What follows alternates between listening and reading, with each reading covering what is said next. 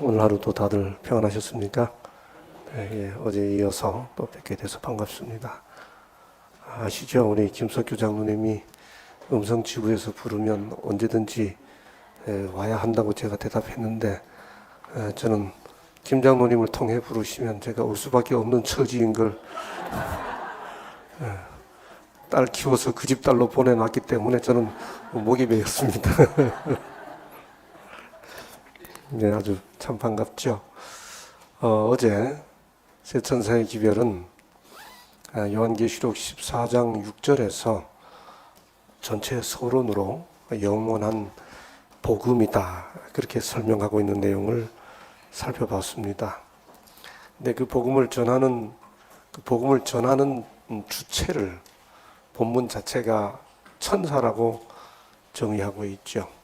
그 복음을 전하는 자가 천사답게 전하면 새 천사의 기별이 되고, 성도답게 전하면 새 성도의 기별이 되고,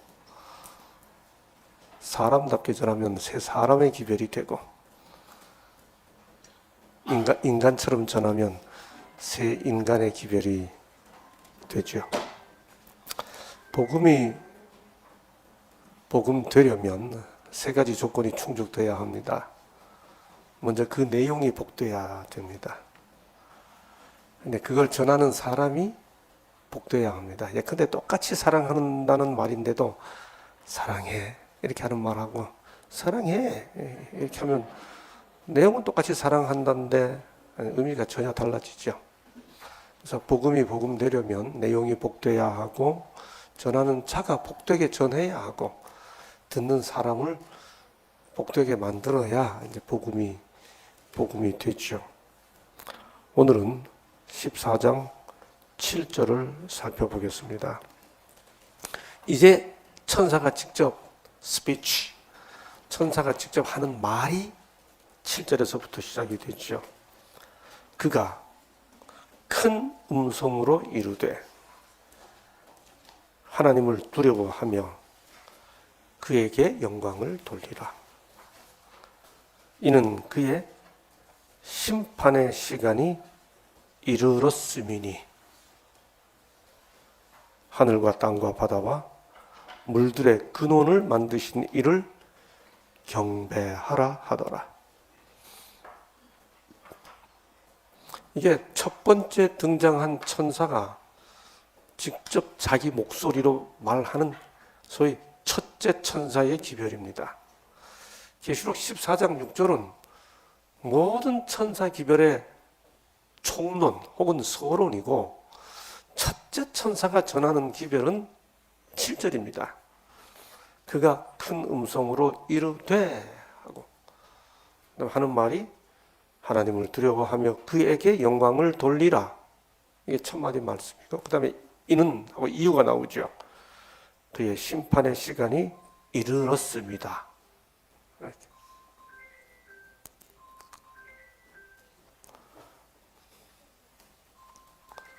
네.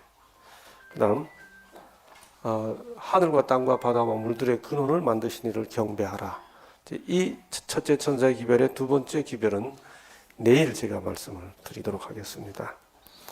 먼저 이 기별을 전하는 천사는 어떻게 전해요? 큰 음성으로 전합니다. 요한계시록에 보면 이렇게 큰 음성이라는 표현이 여러 번 나옵니다. 계시록 1장 10절 나팔 소리 같은 큰 음성으로, 계시록 5장 2절 힘있는 천사가 큰 음성으로 외치기를, 또 5장 12절 천사의 음성이 있으니 큰 음성으로 가로되, 계시록 11장 15절 일곱째 천사가 나팔을 불매 하늘에 큰 음성들이 나서 가로되, 계시록 12장 10절 하늘에 큰 음성이 있어 가로되, 16장 17절 큰 음성이, 21장 3절 큰 음성이. 여기 요한계시록은 큰 음성이라는 표현을 참 좋아해요. 큰 음성, 한마디로 모두가 들을 수 있게 뜻이죠. 여러분, 그런데 소리가 큰 게 좋습니까? 나쁩니까? 예? 소리가 큰 게 좋아요, 나빠요? 맞아요. 좋을 때도 있고 나쁠 때도 있습니다. 이게 어떤 소리가 크면 나쁜가요? 여러분, 아파트에서 조금만 소리가 계속 나도 싸움 나는 정도를 넘어 큰 사고도 나죠. 이게 큰 음성이 말씀하신 대로 좋기도 하고 나쁘기도 해요. 사람에게 전해지는 큰 음성이 만약에 복음이 아니고 소음이거나 잡음이 되면 이 소리가 크면 클수록 사람을 힘들게 합니다. 소음이나 잡음은 소리가 클수록 사람을 복되게 하는 게 아니라 이게 힘들게 합니다. 그러므로 큰 음성이 복음이 되게 하려면 그 소리 자체가 복되어야 합니다. 여러분, 여기서 우리 재림 성도들이 새천사의 기별, 새천사의 기별 수도 없이 말하고 다니는데 그들이 새천사의 기별을 전한다고 하면서 혹시 소음 만들고 있지 않았는지 반성해 봐야 합니다. 예수 믿는다고 말하면서 다니는 우리의 모습이 잡음이 아니었는지 반성해 봐야 합니다. 만약 우리의 모습이 잡음이, 우리가 내는 소리가 아름다운 소리가 아니었고 소음이나 잡음이었다면 주위 사람들을 행복하게 만드는 것이 아니라 주위 사람들을 힘들게 만드는 것이기 때문입니다. 혹시 우리는 우리의 신앙하는 모습 때문에 내 주변 사람들을 힘들게 하지는 않았습니까?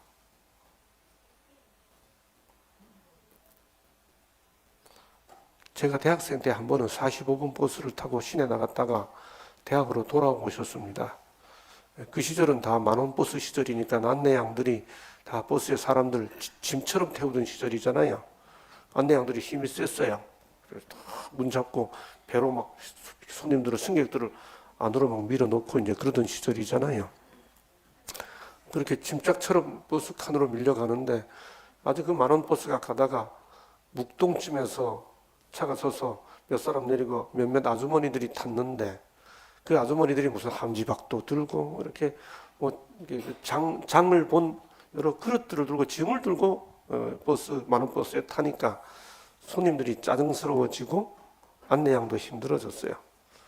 그러면서 이 안내양이 만원 버스의 문을 붙잡고 딱 이렇게 배로 그 아주머니 손님들을 이렇게 안고 오라이 하면서 버스를, 저희는 이제 버스 안에 타고 있고 이렇게 하는데 들어가요 아줌마, 들어가요 아줌마 하면서 이 안내양이 이 아주머니들을 이렇게 몸으로 안아서 이렇게 들이밀고 있었습니다. 그 아주머니들이 이렇게 밀리다가 이 아주머니들도 짜증이 난 것 같아요. 한 4분 정도의 아주머니들이 그 말 좀 친절하게 하세요. 이렇게 막 약간 목소리가 날카로워졌습니다. 그러니까 옆에 있던 아주머니가 또 그러게 말이야 젊은 사람이 처음에는 하세요. 두 번째 아주머니는 젊은 사람이, 그러니까 세 번째 나이도 어린 것이 이 아주머니들이 막 목소리가 날카로워지면서 이 안내양 한 명을 공격하기 시작했어요. 그래서 승객들이 다 이렇게 귀를 기울이고 초미에 관심을 기울이고 저 일이 어떻게 되나 귀를 기울이게 됐죠. 이 안내양이 네 분의 아주머니한테 몰렸어요. 안내양도 뭐라고 말을 하더니 아주머니들이 네 분이 막 합쳐가지고 따다다다 이렇게 공격을 해요. 그러더니 이 안내양이 몇 마디 탁탁탁탁 대답을 하더니 갑자기 목소리 톤을 탁 높여서 뭐라 그런가 하면 안식교 집사님들은 다 그래요. 안식교 집사님들은 다 그래요. 그 순간 버스 안이 조용해졌습니다. 저하고 친구들 탁 서로 마주 보다가 슬그머니 버스 구석으로 들어갔습니다. 이 안내양이 그 45분 버스 타고 매일 삼육대학 다니면서 거기 천성교회, 사만리교회 우리 집사님들이 서로 집사님 뭐 이렇게 부르고 이렇게 하니까 그 안내양이 맨날 그 버스 안내하면서 다 안 거예요.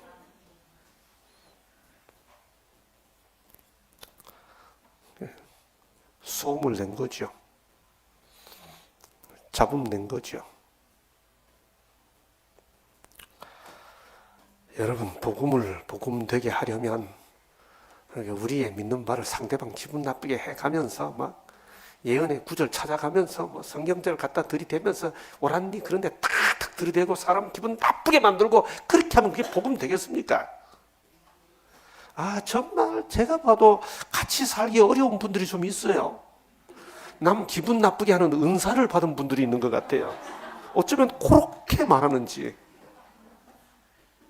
여러분, 여기 큰 음성이라는 말은 무지막지하게 소리만 지르라는 말이 아니에요. 복음 되게 하려면 소리가 큰 게 아니라 울림이 커야 합니다. 소리는 음파로 지르는 거지만 울림은 감동이에요. 큰 음성으로 외쳐가는 그 천사의 큰 음성은 그냥 목소리만 놀라서 듣든지 아니 듣든지 막 내지르는 그런 큰 소리가 아니고 사람의 가슴에 닿는 울림이 큰 외침. 소리가 큰 게 아니라 울림이 큽니다. 소리는 귀에 와 닿는 음파이지만은 울림은 가슴에 와 닿는 감동이에요. 새 천사의 기별을 전하는 사람들은 천사가 큰 음성으로 외친다는 이 부분에서부터 나는 울림이 큰 기별을, 나는 이 기별을 울림이 크게 전하고 있는지 늘 예민하게 자신을 살펴봐야 합니다.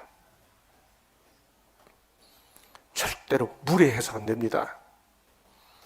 자기 신앙의 확신 가지고 상대방에게 팍팍 찔러대기만 하는 것이 무슨 고든 기별을 전하는 것이라고 착각하면 안 됩니다. 이 큰 음성은 가슴을 회심시키는, 가슴에 다 닿는 울림으로 전해져야 하기 때문이죠. 이어서 큰 음성으로 외치는 이 천사가 전하는 그 기별 내용은 다음과 같습니다. 하나님을 두려워하며 그에게 영광을 돌리라. 하나님을 두려워하며 그에게 영광을 돌리라. 이 말을 바른 성경은 이렇게 번역합니다. 너희는 하나님을 두려워하며 그에게 영광을 돌려라. 이는 그분의 심판의 때가 이르렀기 때문이다. 오늘 저녁은 여기까지 살펴보겠습니다. 먼저 첫째 천사의 기별은 하나님을 두려워하라고 말합니다. 여기 두려워하다라고 하는 말은 겁을 내라는 말이 아니죠. 당연히 또 무서워하라는 말도 아닙니다. 그 말은 우리가 잘 아는 대로 숭배하고 경외하라는 말씀이죠. 잠언에 보면 하나님을 경외하는 것을 지식의 근본이다. 잠언 1장 7절, 잠언 9장 10절에 보면 지혜의 근본이다. 14장 27절에 보면 하나님을 경외하는 것, 즉 하나님을 두려워하는 것은 생명의 샘이다. 15장 33절에 보면 지혜의 훈계다. 19장 23절에 보면 생명에 이르게 한다. 전도서 12장 13절 우리가 잘 아는 말씀대로 하나님을 경외하며 그 명령을 지킬지어다. 이것은 사람의 본분이니라 그렇게 말합니다. 여러분, 하나님을 두려워하라 그랬는데 반대로 하나님을 두려워하지 아니하면 어떻게 됩니까? 하나님을 두려워하지 아니하면 어떤 모습이 나타나나요? 구체적으로 성경 전권에서 하나님을 두려워하지 않는다라고 했을 때 어떤 모습이 나타나는지를 확인해 봅시다. 창세기 20장 11절에 보면 아브라함이 먹을 게 없어 기근이 들자 애굽으로 가죠. 사라를 데리고 애굽으로 가면서 뭐라고 말하는가 보세요. 하나님이 아브라함이 가로되 이곳 애굽에서는 하나님을 두려워함이 없으니 내 아내를 인하여 사람이 나를 죽일까 생각하였으며, 하나님을 두려워하지 않으면 사람이 사람을 함부로 취할 수 있다는 뜻이죠. 남편을 죽이고 아내를 뺏어갈 수도 있다는 말이죠. 신명기 25장 18절에 보면 이스라엘 백성들이 출애굽했는데 아말렉 족속이 이스라엘을 공격합니다. 모세는 그때를 회고하면서 뭐라고 말하는가 하면 그들이 하나님을 두려워하지 아니하고 너를 길에서 만나 너의 피곤함을 타서 내 뒤에서 떨어진 약한 자들을 쳤다고 모세가 설교합니다. 아말렉이 이스라엘을 공격한 것은 하나님을 두려워하지 않았기 때문인 거지요. 시편 36편 1절에 보면 악인의 죄가 그의 마음속에서 이르기를 그의 눈에는 하나님을 두려워하는 빛이 없다. 악인은 마음속으로 뭐라고 생각해요? 그의 눈에는 하나님을 두려워하는 빛이 없다. 아니 그가 스스로 자랑하기를 자기의 죄악은 드러나지 아니하고 죄 지어도 죄가 안 드러난다고 악인들은 생각한다는 거죠. 마음속으로. 이게 하나님을 두려워하지 않는 거라는 거죠. 누가복음 18장 2절 예수님께서 비유를 들어 말씀하시기를 어떤 도시에 그 다음 잘 보세요. 하나님을 두려워 아니하고 그 다음 이어지는 말씀이 사람을 무시하는, 그러니까 하나님을 두려워하지 않으면 사람을 무시하게 된다는 말이죠. 반대로 하나님을 두려워하면 사람을 무시할 수가 없어요. 누가복음 23장 39절에 보면 십자가에 달린 두 행악자 중에 한 사람이 달린 행악자 중 하나는 비방하여 가로되 예수님을 향해 내가 그리스도가 아니냐 너와 우리를 구원하라 하되 그 한 반대편에 있던 다른 한 사람이 그 사람을 꾸짖으면서 뭐라고 말합니까? 네가 똑같이 십자가에 달려놓고서도 하나님을 두려워하지 아니하느냐? 똑같은 강도인데 예수님의 한편 강도는 하나님을 두려워하지 않기 때문에 주님을 비방하고 똑같은 강도임에도 한편 강도는 야, 너 하나님이 그거 만나냐? 어떻게 그런 말 할 수 있냐? 하나님을 두려워하면 함부로 할 수 없다는 거죠. 그래서 성경은 동시에 하나님을 두려워하지 아니하면 이런 모습을 보이고 하나님을 두려워하면 어떤 모습을 보이는지를 이렇게 설명합니다. 출애굽기 1장 17절 산파들이 하나님을 두려워하여 그 다음 애굽 왕의 명을 어기고 와우 하나님을 두려워하면 왕의 명령도 어길 수가 있습니다. 또 출애굽기 18장 21절 백성의 지도자들을 뽑을 때 그대는 또 온 백성 가운데서 제덕이 겸전한 자, 제주와 덕이 함께 있는 자, 즉 하나님을 두려워하며 제주와 덕이 겸전한 게 뭐예요? 제주는 있는데 덕이 없거나 덕은 있는데 제주가 없거나가 아니고 제덕을 겸비한 것을 성경에 어떻게 정의합니까? 곧 하나님을 두려워하며. 역대상 13장 12절 그날에 다윗이 하나님을 두려워하여 법궤를 함부로 옮기려 하지 않습니다. 베드로전서 2장 17절 뭇 사람을 공경하며 형제를 사랑하며 하나님을 두려워하며 지도자의 자격이 있죠. 고린도전서 7장 1절 우리가 하나님을 두려워하는 가운데서 거룩함을 온전히 이루고 하나님을 두려워하는 사람들이 나타내는 반응이죠. 반대로 사람을 두려워하면 어떻게 됩니까? 첫째 천사의 기별은 하나님을 두려워하라고 말하는데 하나님을 두려워하면 이런 모습이 나타난다 그러고 하나님을 두려워하지 않으면 이런 모습이 나타난다고 성경이 말하는데 반대로 사람을 두려워하면 어떻게 되나요? 사람을 두려워하면 올무에 걸리게 되거니와 여호와를 의지하는 자는 안전하리라. 다시 이사야 51장 12절 이르시되 너희를 위로하는 자는 나 곧 나이니라. 너는 어떠한 자기의 죽을 사람을 두려워하며 풀같이 될 사람의 아들을 두려워하느냐. 사람은 존경의 대상이지 두려움의 대상이 아닌 거예요. 여러분, 우리가 다 살다 보면 눈에 보이는 사람을 자꾸 두려워하게 되죠.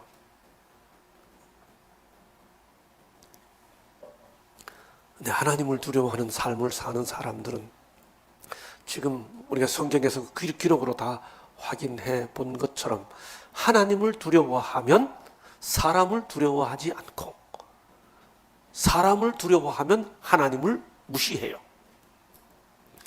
하나님을 두려워하면 사람도 무시하지 않아요. 반면에 사람을 두려워하지 않죠. 성경은 하나님을 두려워하라고 말합니다.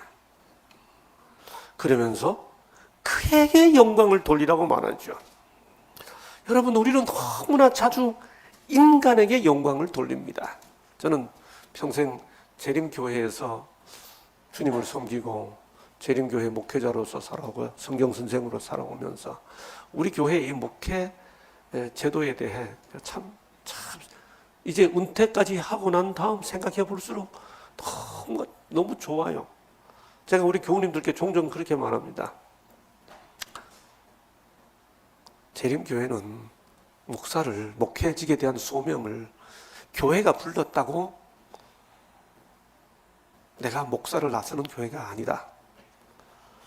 우리는 합회를 통해, 이 교회 조직을 통해 하나님께서 우리를 불러줄 때 하나님이 부르셨다고 생각하고 간다. 제가 은퇴하고 나니까 이런저런 교회에서 우리 교회 좀 도와주세요, 우리 교회 와주세요, 직원에서 결의했어요. 제가 직원에 10분 결의해 보십시오. 제가 가나? 정말 저를 와서 그 교회를 섬기고 싶다 싶으면 합회에다가 얘기하세요. 그럼 합회 가서 이야기하세요. 그 다음에 제가 오늘 교회를 지금 섬기고 있는데 종종 제가 그 교회 교우님들께 이렇게 말합니다. 여러분, 우리 교회 목회 시스템은 정떼는 시스템입니다.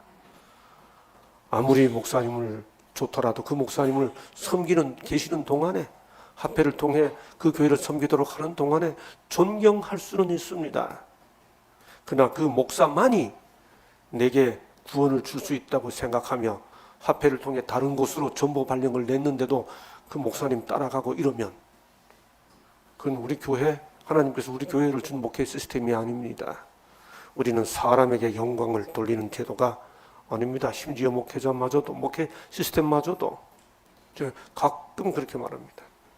그러면서 제가 맨 처음 서중원 앞에 반포교회 전도사로 발령을 받고 난 다음에 4년 동안 죽을 둥 살둥 최선을 다해 일했습니다.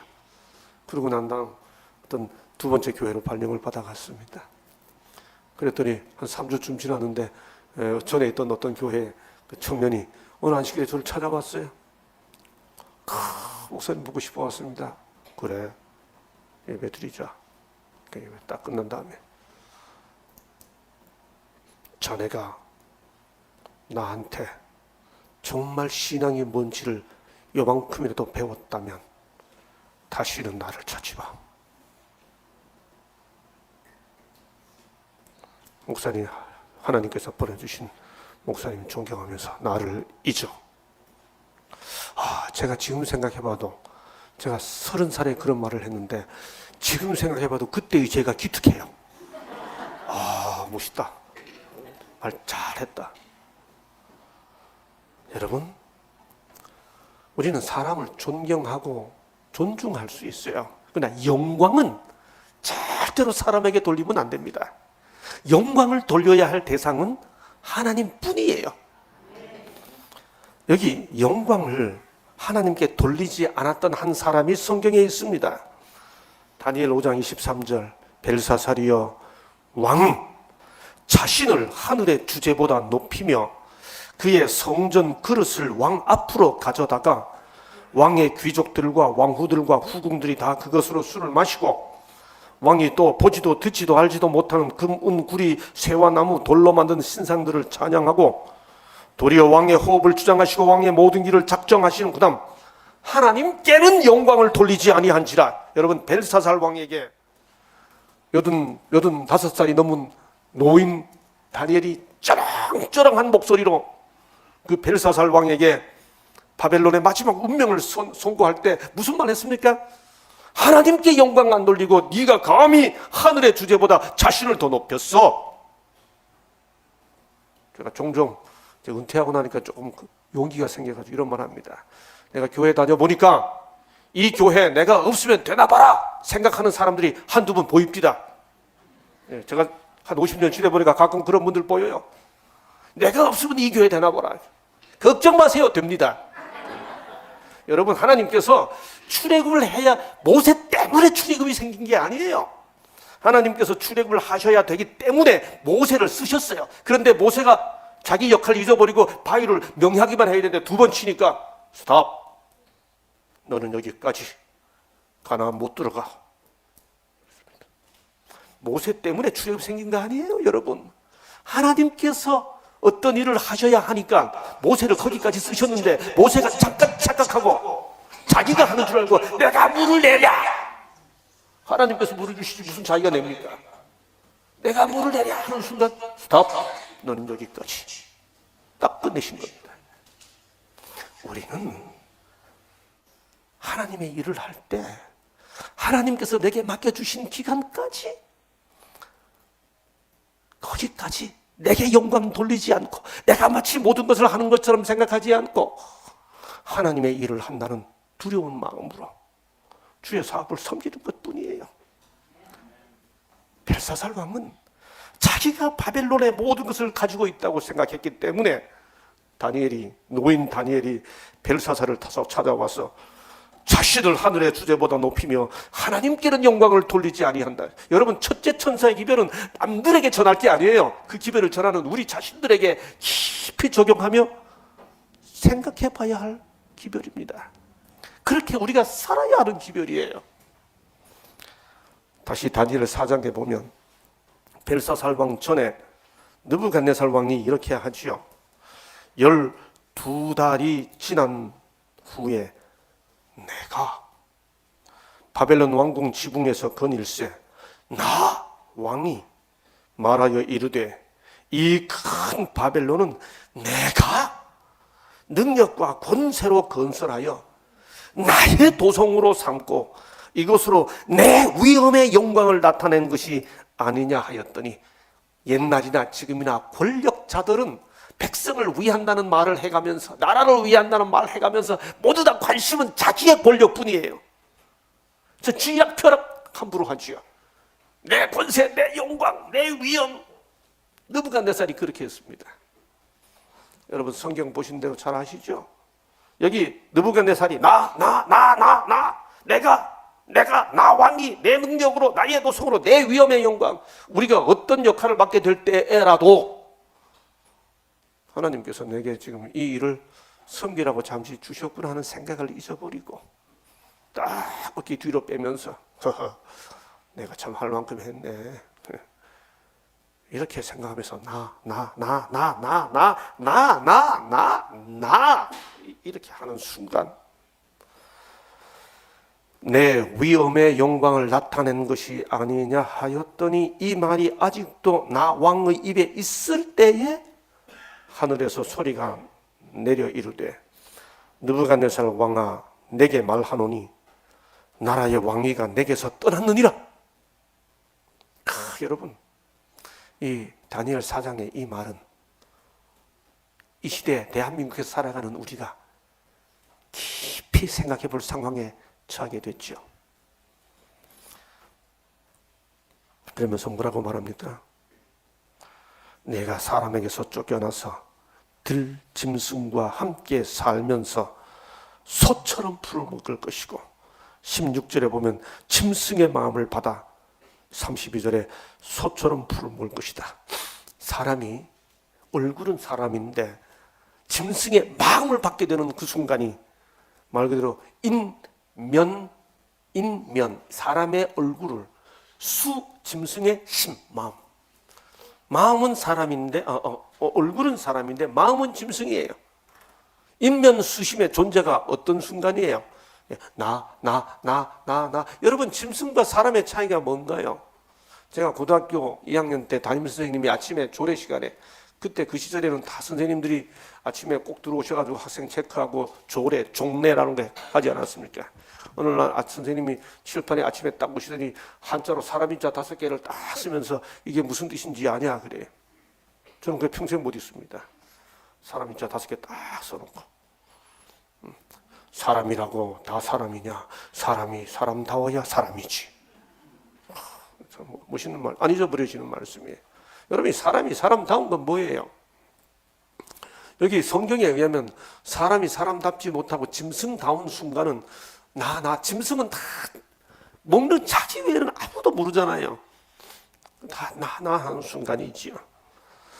그래서 사람들은 뭐라고 말하는가? 시편 115편 1절 여호와여 영광을 우리에게 돌리지 마옵소서. 우리에게 돌리지 마옵소서. 이게 성도들이 해야 할 본분이죠. 유다서 25절 홀로 하나이신 하나님께 우리 주 예수 그리스도로 말미암아 영광과 위엄과 권력과 권세가 영원 전부터 이제와 영원토록 있을지어다. 오직 영광은 하나님께만 돌리는 거지요. 마태복음 5장 15절 우리가 잘 알죠. 사람이 등불을 켜서 말 아래 두지 아니하고 등경 위에 두나니 이러므로 집 안 모든 사람에게 비치느니라. 이같이 너희 앞 빛이 사람 앞에 비치게 하여 선한 행실을 하면 그 다음 성경절 잘 보세요. 너희가 착한 행실을 하면 사람들이 너보고 착하다 이렇게 할 거냐? 그 다음 구절이 뭐라고 이어집니까? 그들로 너희 착한 행실을 보고 영광은 누구에게 돌려요? 하늘에 계신 너희 아버지께 영광을 돌리게 하라. 분명하잖아요. 어떻게 살아야 하는지. 이게 첫째 천사의 기별의 내용이라는 거예요. 무슨 교리로 따져서 너희는 옳고 나는 옳다고 하는 것만 상대방 기분 나쁘게 전하는 게 아니라 이 기별을 전해야 할 사람들이 어떻게 살아야 하는지가 분명하잖아요. 성경 보세요, 여러분. 예수께서 복음서에 기록된 대로 예수께서 수많은 환자들을 고쳐주시는데 그 고쳐주신 모든 치유 사역의 결론이 뭔가? 중풍병자가 일어나 집으로 돌아가거늘 무리가 보고 두려워하며 이런 권세를 사람에게 주신 하나님께 영광을 돌리니라. 마태복음 9장 2절, 마태복음 15장 31절. 말 못하는 사람이 말하고 장애인이 온전하게 되고 다리 저는 사람이 걸으며 맹인이 보는 것을 무리가 보고 놀랍게 여겨 이스라엘의 하나님께 영광을 돌리니라. 누가복음 13장 13절 안수하심에 여자 18년 귀신 달렸던 꼬부라진 여자죠. 그 여자가 곱펴고 하나님께 영광을 돌리는지라. 누가복음 17장 하나님께 영광을 돌리며 돌아와 10명의 문둥병자 중에 고침받은 한 사람. 마지막으로 누가복음 23장 백부장이 그 된 일을 보고 하나님께 영광을 돌려. 예수의 치유 사역의 모든 결과는 하나님께 영광을 돌리는 것으로 귀결되었습니다.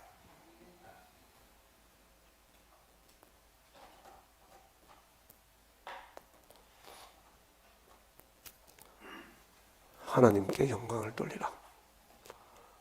하나님을 두려워하며 그에게 영광을 돌리라. 왜요? 이는 그의 심판의 시간이 이르렀음이니. 여러분, 이게 이 첫째 천사의 기별의 아주 독특한 부분이죠. 심판의 시간이 이르렀다. 이르렀다는 말이 무슨 뜻인가요? 이미 와 있습니까? 앞으로 올 것입니까? 여기 심판의 시간이 이르렀음이니라고 할 때 이 이르렀다는 말은 그 헬라어 동사 원어로 보면 시제가 영어로 has come, 이미 와 있으니, 이 기별을 외칠 때는 심판이 이미 와 있으니 그런 의미입니다. 앞으로 올 것이니가 아니고 이 첫째 천사의 기별은 심판이 왔다고 전하는 것이 첫째 천사의 기별의 내용입니다. has come. 실제로 성경을 보면 요한계시록 14장 14절부터 추수가 시작이 됩니다. 그러니까 추수 전에 심판이 있다고 말하는 것이죠. 그리고 무엇보다도 이 세 천사의 기별의 내용은 끊임없이 호소하고 경고합니다. 그게 무슨 뜻이에요? 아직 기회가 있기 때문에 호소하는 거죠. 끝난 사람에게는, 그러니까 심판은 시작되었는데 아직 끝나지 않았습니다.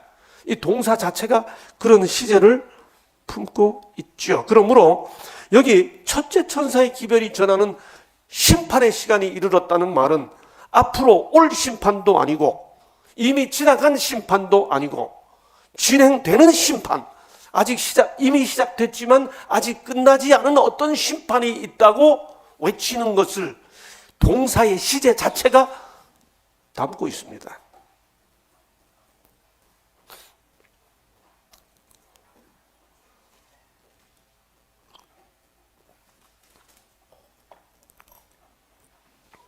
우리는 그 내용을 구약의 다니엘서에서 확인할 수 있죠. 다니엘 7장에 보면 내가 보니 왕좌가 놓이고 옛적부터 항상 계시니가 좌정하셨는데 그의 옷은 희기가 눈 같고 심판을 베푸는데 책들이 펴 놓였더라. 이게 다니엘 7장 9절 10절 이야기입니다. 여러분, 우리가 이 다니엘 7장을 조금 자세히 이해할 필요가 있습니다. 여기 보면 다니엘 7장 25절 이것만 기억해 주십시오. 한때와 두때와 반때를 지내리라. 그러나 심판이 시작되면, 그렇게 말합니다. 그러니까 이 단순한 구절에서 뭘 알 수 있습니까? 다니엘 7장이 말하는 이 심판은 한때와 두때와 반때가 지나고 난 다음에 있을 심판입니다. 그렇죠? 그 다음 또 하나, 다니엘 7장 10절에서 아까 심판을 베푸는데 책들이 펴 놓였습니다. 하늘을 보니까. 그런데 선지자가 하늘을 보니까 하늘의 심판이 진행되는데 그 시선을 잠깐 돌려 땅을 보니까 그때 내가 작은 뿔이 말하는 큰 소리로 말미암아, 이 심판은 지상에 작은 뿔이 아직 말하고 있을 때입니다. 본문 자체가 그걸 분명히 말해주죠. 세 번째, 아주 중요한 것인데요. 아주 중요한 것인데 21절입니다. 이거 함께 읽으시겠습니다. 글자가 너무 작으니까 잘 보이시나요? 예. 함께 읽겠습니다. 시작. 옛적부터 항상 계신 이가 와서 성도를 위하여 원한을 풀어주셨고 때가 이름에 성도가 나라를 얻었더라. 여러분, 이게 원한을 풀어주셨고 이렇게 되었기 때문에 우리 교우님들이 성경을 그냥 읽어서는 얼른 파악이 안 되는 구절입니다. 여기 다니엘 7장 21절에 22절에 원한을 풀어주셨고, 요 단어에다가 다 표시해 보십시오. 여기 원한을 풀어주셨고라는 말이 다니엘 7장 10절에 심판을 베푸는 데라는 단어하고 똑같습니다. 성경 원어로는. 그러니까 여기 원한을 풀어주셨고라는 말은 다른 말로 하면 심판을 베푸셨고라는 말입니다. 자, 그러면 다니엘 7장 22절에서 원한을 풀어주셨고를 심판을 베푸셨고로 바꾸어서 읽어보면서 설명을 드리죠.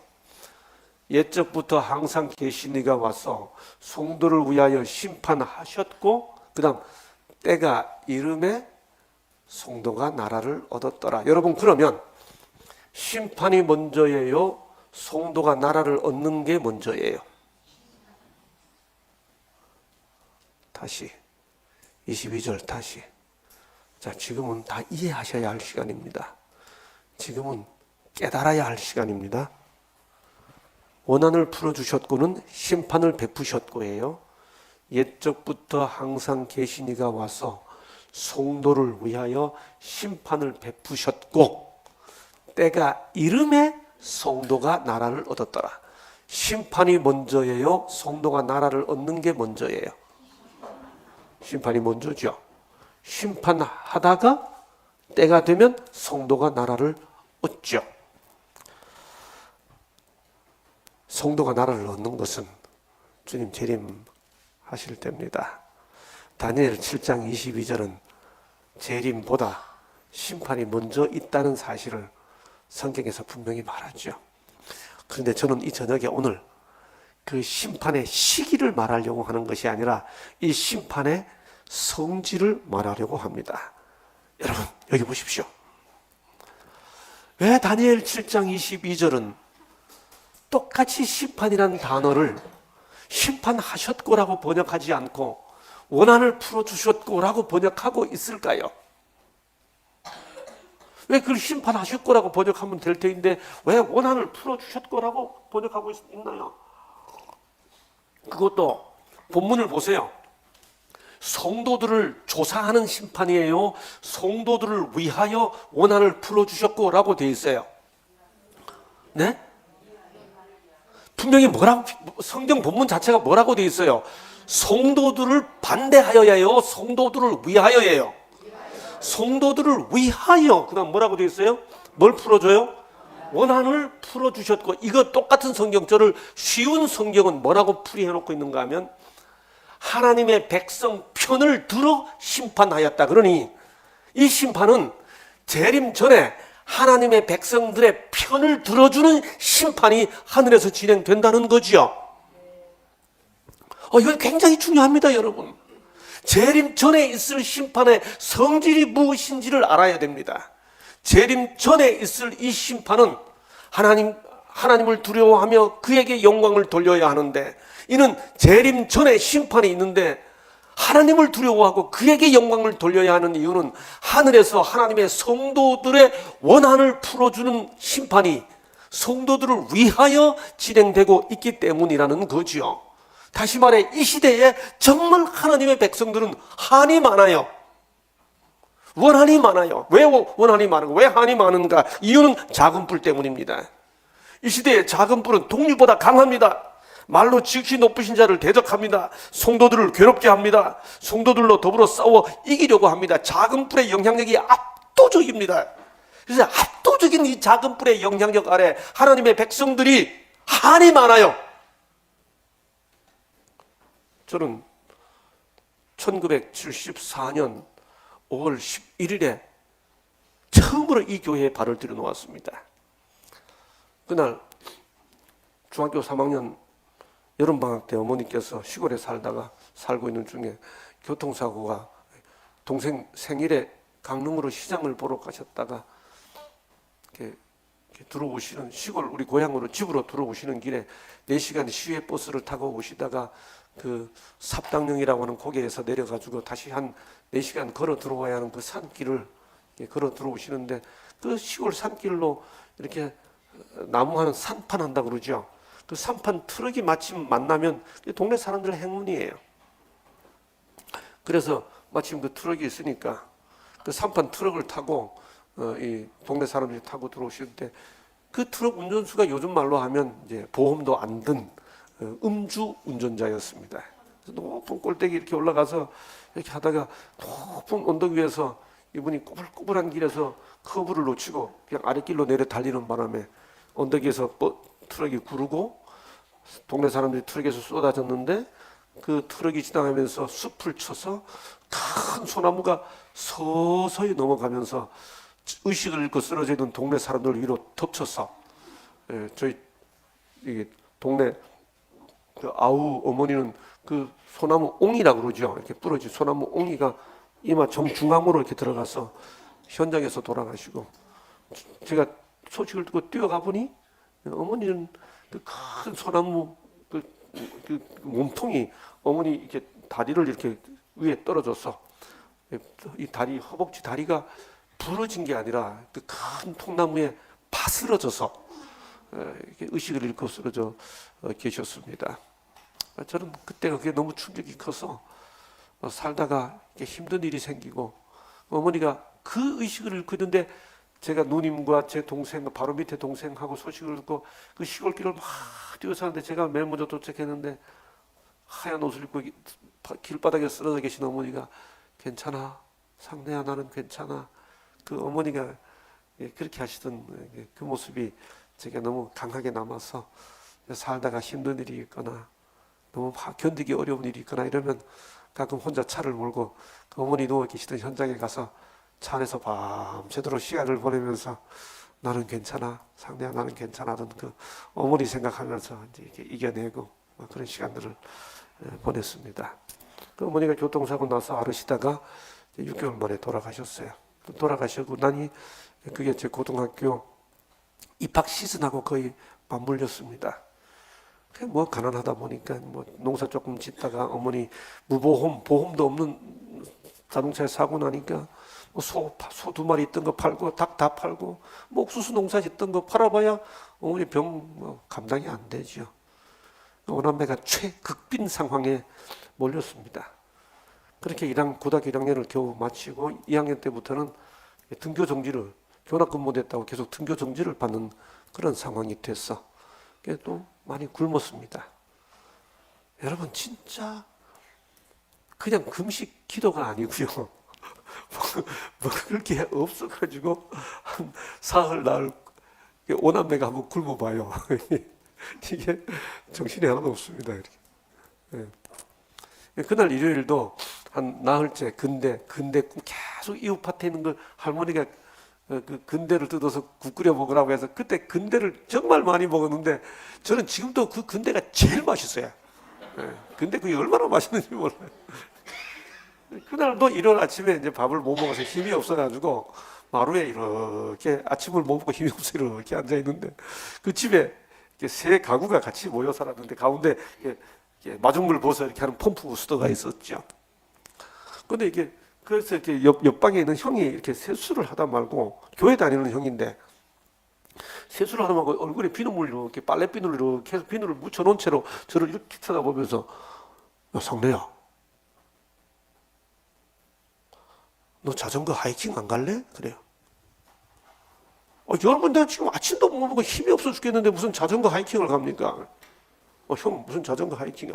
우리 교회 청년회 학생회 AY에서 경포대로 자전거 하이킹 가는데 같이 가자. 교회 자전거 교회에서 자전거 준비해 준다. 그러면서 턱하니 점심으로 김밥 준다 그래요. 점심으로 김밥 준다는 거 뭐 기가 뻗. 김밥 줘요? 네. 여학생들도 같이 가 그래요. 김밥 준다 그러죠. 여학생들도 같이 간다 그러죠. 저는 그때까지 여학생들하고 한 번도 만나서 이야기해 본 적이 없거든요. 보기만 해도 막 가슴이 막 뛰고 이러던 시절이잖아요. 여러분 안 따라가야 할 이유가 없잖아요. 무조건 따라갔습니다. 그리고 경포 바닷가에 가서 모래 위에 이렇게 한 15명 정도 학생들이 같이 노는데 수건 돌리기 하고 이렇게 이제 노는데 저는 그날요 그 바닷가에서 그 교복 입고 간 여학생들하고 그 청년들이 둘러 앉아서 수건 돌리기 하면서 노는데 그냥 여기 천국 같아요. 그냥 무조건 얘네들하고 계속 놀고 싶어졌어요. 그래서 제가 옆에 있는 친구한테 물었죠. 어느 날 교회 가면 되냐? 그러니까 화요일하고 금요일 저녁에 오면 된대요. 토요일 얘기는 안 했어요. 그러냐? 여러분 제가 이 이야기를 이렇게 내가 교회를 맨 처음 나오게 된 이야기를 우리 학생들에게 여러 번 했어요. 근데 어떤 학생이 이제 뭐 제게 이제 우리 이제는 뭐 제가 은퇴까지 했으니까 뭐 어지간한 분들은 다 제 수업을 듣는 목회자들이잖아요.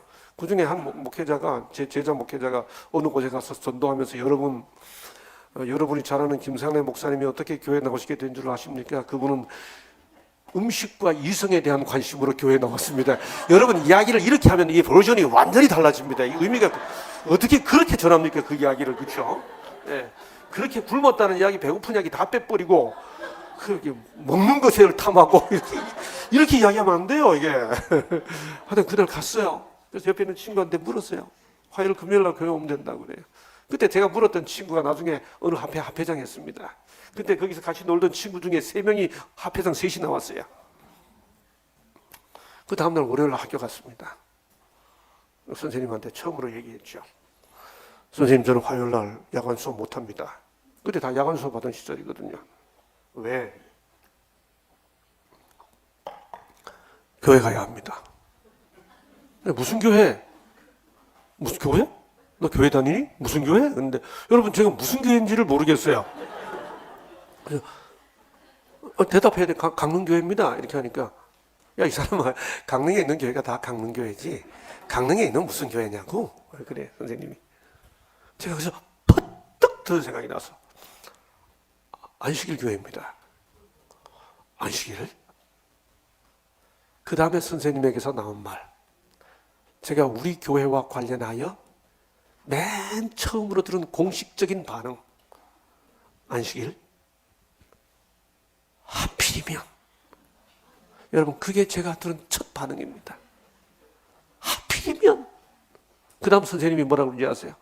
너는 교납금 못 내서 등교 정지도 받고 그러는데 차라리 통일교회나 다니지.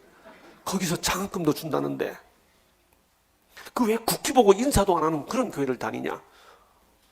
그래서 그게 뭐 무슨 말인지 모르죠. 나중에 보니까 선생님도 여호와의 증인하고 막 이렇게 헷갈리신 거예요.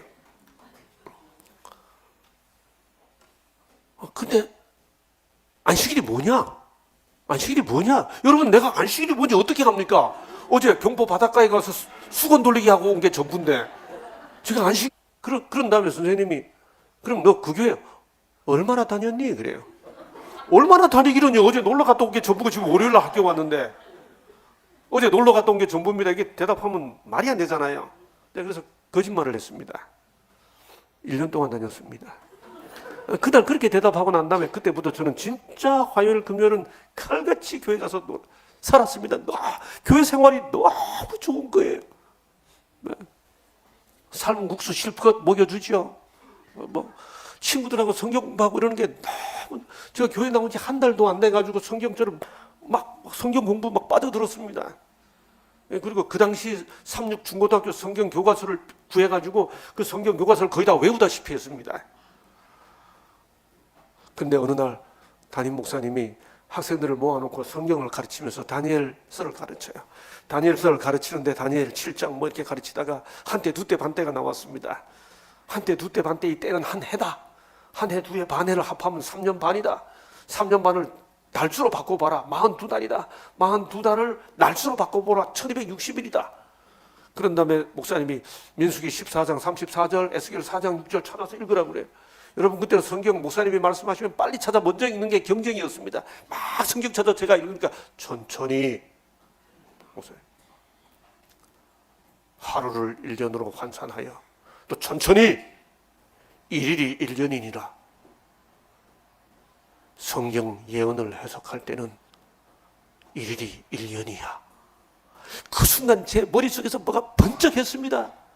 그러면서 거의 1년 가까이 제 마음에 짐이 됐던 양심의 부담 하나가 해결됐습니다. 선생님이 저보고 너 교회 얼마나 오래 다녔냐고 물었을 때 제가 어제 하루 갔다 와놓고 제가 1년 다녔다고 말했는데 야 성경에 보니까 일일이 1년이구나. 하루를 1년이라고 해도 되는구나. 그렇게 저는 교회 생활을 시작했어요. 하필이면 얼마 후에 제가 오랫동안 하다가 삼육학교 신학교 선생이 됐습니다. 거의 40년 만에 초등학교 동창을 만났습니다. 그 동창이 어느 교회 권사님이라고 그래요. 너무 반가웠습니다. 너무너무 어렵게 살던 걸 알거든요. 그 친구가. 근데 그 친구도 제가 신학 선생이 됐다고 그러니까 교수가 됐다고 그러니까 너무 반가워하면서 막 하다가 어느 대학이냐고 그래서 삼육대학이라고 그러니까 얼굴이 싸늘해지더니 친구야 그 교회도 성경이 같어? 그래. 저는 그 초등학교 40년 만에 만난 초등학교 동창의 그 말, 성경이 같어? 그 말을 그게 그렇게 아파요. 제가 영국에 도착할 때입니다.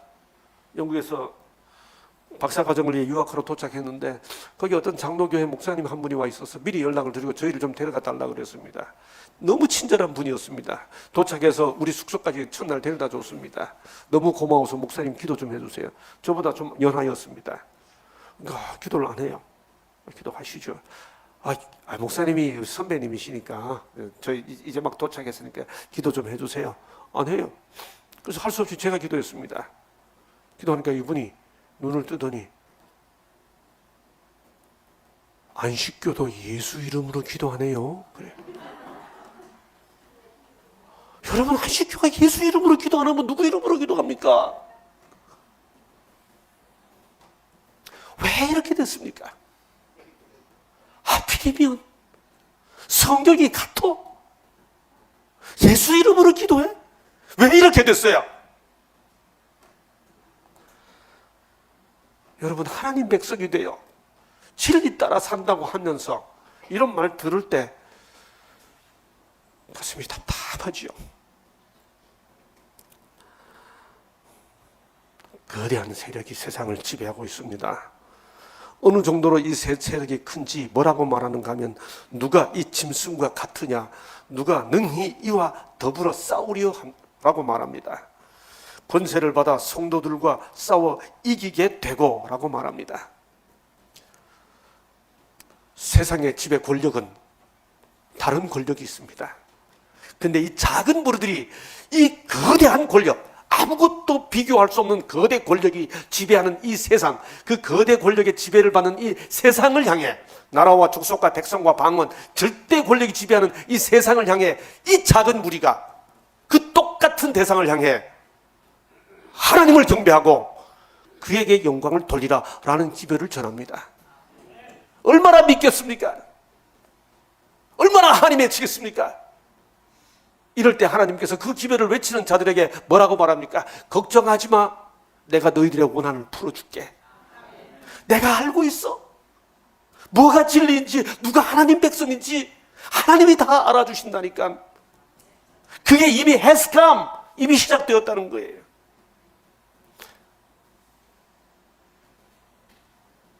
조사라는 말은 네가 제대로 믿는지 안 믿는지 보자라는 뜻의 조사가 아니에요, 여러분. 이거는 원한을 풀어준다는 의미입니다. 성도들을, 성경 본문 자체가 말하고 있잖아요. 성도들을 위하여 원한을 풀어주리니, 진리를 인해 하나님을 섬기는 일 때문에 마음의 아픔이 있을 때 그것 때문에 약해지지 마라. 하나님은 하신다. 하나님이 심판하신다. 그 심판의 때는 이미 시작됐다. 그러니 하나님께 영광을 돌리며 살아야 한다. 바로 그 짐승의 지배를 받고 있는 사람들에게 누가 이 짐승과 같으냐, 누가 능히 이로 더불어 싸우리오라고 말하면서 그 짐승에게 영광을 돌리지 말고 하늘의 하나님께 영광을 돌리며 살자고 가르쳐 주자. 이게 첫째 천사의 기별이라는 거죠. 세상 권력 앞에 주눅들지 말자. 권력과 돈으로 세상을 지배하는 지배 세력 앞에 주눅들지 말자. 하나님께서 그의 백성들을 지켜보신다는 거죠. 그렇습니다. 재림전 심판은 성도들에 대한 신원이 기본 성격입니다. 그 신원은 창조주 신앙을 회복하는 진리를 가진 교회, 내일 저녁 말씀드립니다. 지상에 출현할 것을 예언하는 그런 방식이 아니고 하늘에서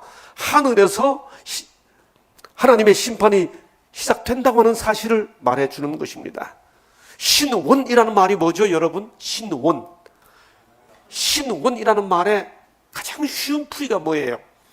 억울한 걸 풀어준다, 그 말입니다. 여러분, 그러므로 우리는 여기서 깊은 교훈을 하나 배우게 됩니다. 하나님께서 이 땅에서 제대로 인정받지 못하고 성경이 같아? 예수 이름으로 기도해? 이런 일들 겪어가면서 가슴에 억울함이 맺히는 일들을 하나님께서 풀어주신다고 믿는 신원 심판, 재림 전에 있을 하나님의 신원 심판을 믿는 사람들이라면 그들은 어떻게 살아야 합니까? 다시 말해, 하나님은 억울함을 풀어주는 분이시고요, 세상의 권력은 사람을 억울하게 하는 것이 세상 권력입니다. 여기 보세요. 그래서 성경은 이렇게 말합니다.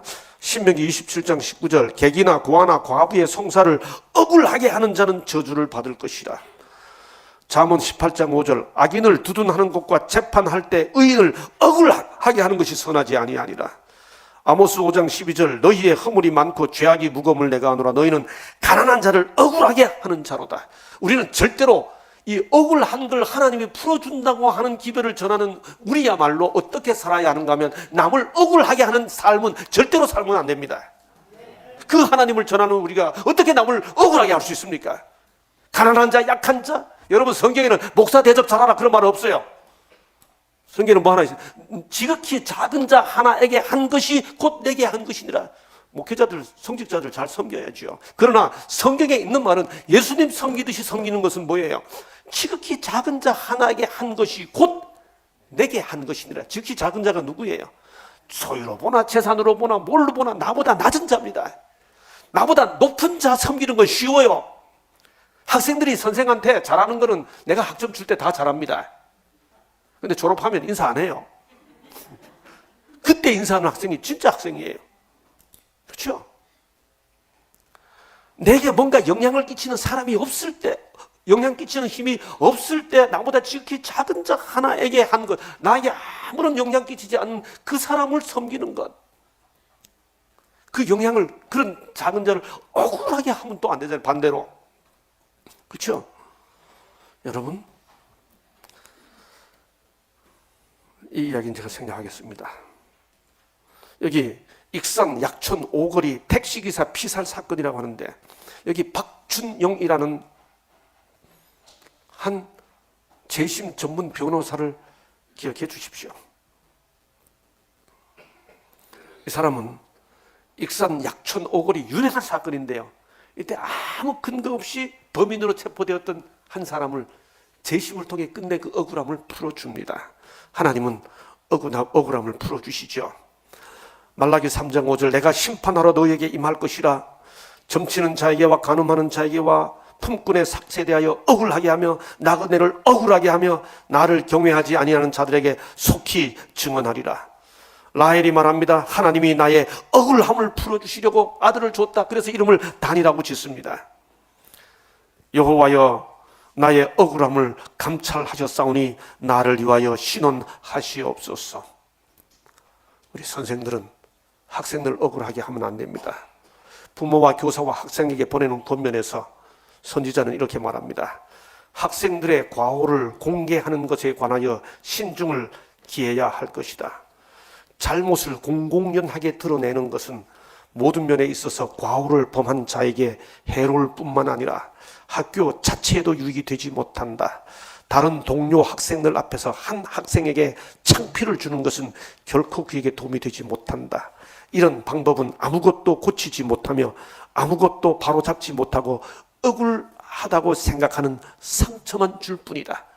생각으로라도 억울하다는 느낌이 들게 해서는 안 된다는 거죠. 가래 뽑은 기별 1권 33쪽, 나는 억울한 대우를 받는 자들에 대하여 등한히 하거나 묵과해서는 안 된다는 명령을 받았다. 나는 특히 행정적인 권한을 가진 자들이 복음 교역자들에게 독단적이며 횡포에 가까운 행동을 하는 것에 대하여 항의하라는 책임을 맡았다.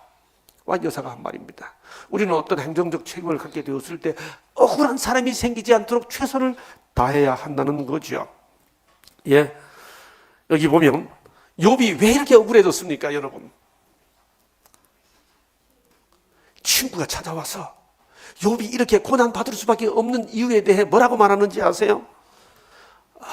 엘리바스가 말하기를, 내가 말이야 어젯밤에 환상을 봤는데 뭔가 영이 나한테 퍽뜩 지나갔어.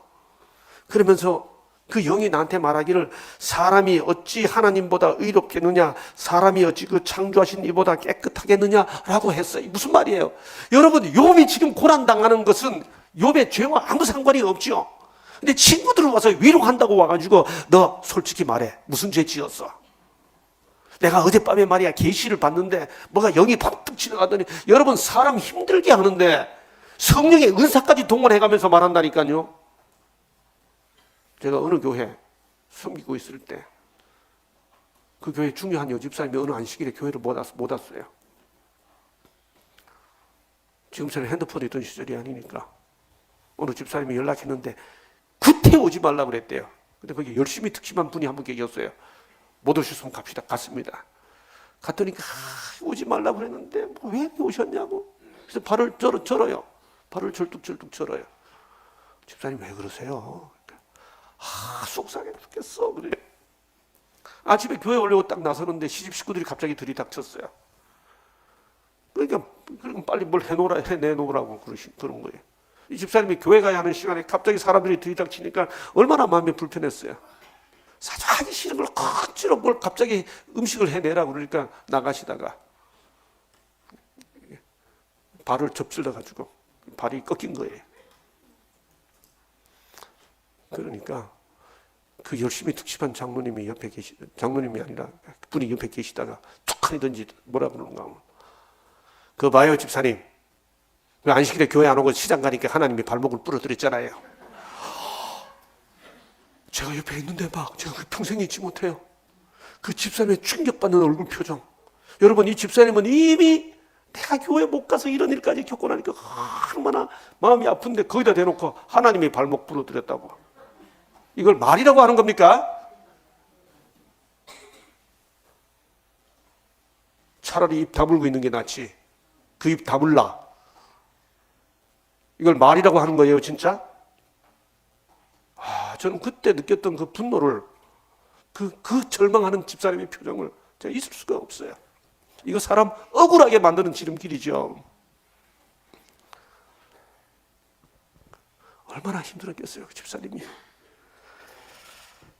그럴 때 거기다 대놓고 무슨 성령의 은사까지 동반해 가면서 사람 이렇게 유업을 완전히 짓밟아 버리는 사람들이 있습니다.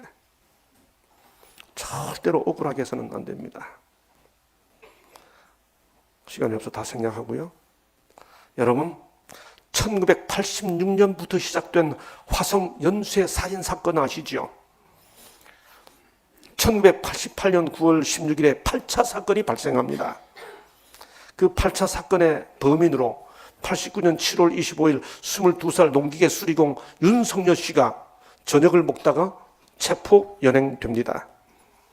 1989년 10월 20일 무기징역을 선고받고 그를 검거한 경찰 5명은 특진됩니다. 1990년 2월 15일은 고등법원에서 항소를 기각합니다. 그리고 1990년 5월 8일 대법원은 아예 상고를 기각해버립니다. 3심 제도에 의해 이 사람은 화성 연쇄살인 사건 제8차 범인으로 확정이 되었습니다. 2000년 8월 15일 20년으로 무기징역에서 20년으로 감형이 되었습니다.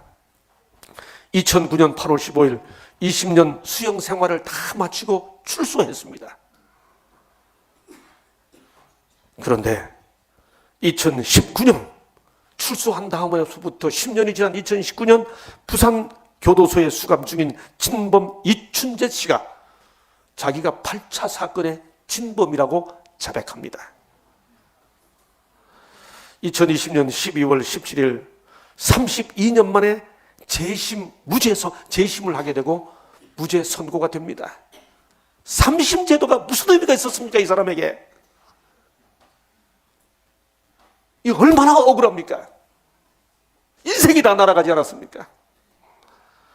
여러분, 그런데 교도소에서 20년을 지내고 나와서 세상 사람들이 화성 연쇄 살인 사건 제8차 진범이라고 10년 살아가는 동안, 그렇게 30년을 사는 동안 어떻게 인생을 목숨을 생명을 유지할 수 있었을까요?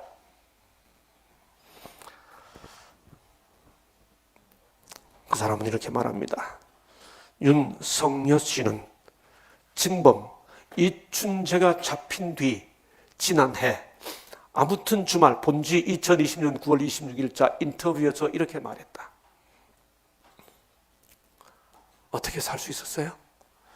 세상에서 유일하게 제가 무죄라고 믿어준 교도관 한 분이 있었습니다. 그분이 아니었으면 제가 이 자리에 있지 못했을 겁니다. 윤 씨는 왜 그렇게 말했을까? 윤 씨가 재심 끝에 무죄 선고를 받은 직후인 지난해 12월 박종덕 교도관을 청주에서 만났다. 모든 살인자들이 다 자기는 범인 아니라고 합니다. 박종덕 교도관도 처음부터 안 믿었죠. 그러나 그 눈빛을 보면서 그가 진심을 말한다고 믿어주기 시작했습니다. 누군가 한 사람이 나를 믿어준다는 그 사실 때문에 이 사람은 생명을 유지할 수 있었죠. 그 믿어주는 한 사람에 의해 그 억울함이 이겨내고 살 힘이 되었던 거죠. 신원을 풀어주는 자, 원한을 풀어주는 심판이 진행된다는 이 사실이, 그것도 박종덕이라고 하는 교도관이 아니라 하늘의 하나님이 이 모든 사실을 알고 있다는 기별, 복음입니다. 말씀대로 살아가고 진리대로 살아가고 주의 뜻을 따르며 세상 권력의 지배를 받지 않고 살아가겠다고 하는 인생 가치관을 가진 사람들이 이 세상을 살아갈 때 당하는 그 모든 것을 한 번에 해소할 수 있는 복음 중에 복음, 바로 그것이 이미 심판이 시작되었다. 다시 말해 하나님이 보고 계신다. 그러니 사람을 두려워하지 말고 하나님께 영광을 돌리며 살아라. 이 세상 권력이 아무리 강력하더라도 세상 권력 가치관에 주눅들지 말고 하나님의 말씀을 바라보고 하나님께 영광을 돌리며 살아라. 그게 첫째 천사의 기별이 전하는 중요한 외침입니다. 그게 이 시대에 외쳐져야 하는 이유가 바로 거기에 있습니다. 이 시대는 엄청난 권력이 사상적으로 지배하는 시대이기 때문에 하나님 믿고 하나님께 영광 돌리며 살아라. 그게 이 시대에 전해져야 하는 기별인 것입니다. 환난을 당하는 자나 억울하게 학대를 받는 모든 자들은 하나님께 부르짖으라. 그대들은 마음이 강철같이 냉혹한 자들에게서 돌아서서 그대들의 요구를 그대들의 창조주께 아뢰라. 하나님이 아십니다. 작은 뿔의 전횡으로 진리를 지키는 이들을 위로하는 천사들, 하늘의 하나님이 모든 억울함을 풀어주신다. 그런 지배를 전하는 사람들에게 우리는 남을 억울하게 만들지 않아야 하는 사람들입니다. 억울한 일을 당할 때 오히려 하늘의 하나님이 하나님 되심을 증거하는 사람들, 하나님은 아셔, 하나님이 모든 걸 아셔 하면서 하나님께 영광을 돌리며 사는 사람들, 그렇게 울림이 큰 모습으로 가슴에 와 닿는 감동으로 이 기별을 전하는 사람들, 그들이 새 천사의 기별에 첫째 천사의 기별을 전하는 사람들의 모습입니다. 그 삶이 우리들의 삶이 되기를 바라면서 두 번째 시간을 마치겠습니다. 기도하고 마치겠습니다. 아버지 하나님, 이 시대를 위한 이 소중한 사명을 우리들에게 맡겨주셔서 감사합니다. 세상을 지배하는 권력이 어디에 있는지를 말씀이 분명히 가르쳐 줍니다. 조금만 이해하고 세상을 살펴보면 정말 그렇습니다.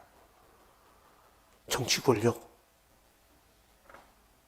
재물 권력, 언론 권력, 모든 게 다 어떻게 움직여지는지 분명히 보입니다.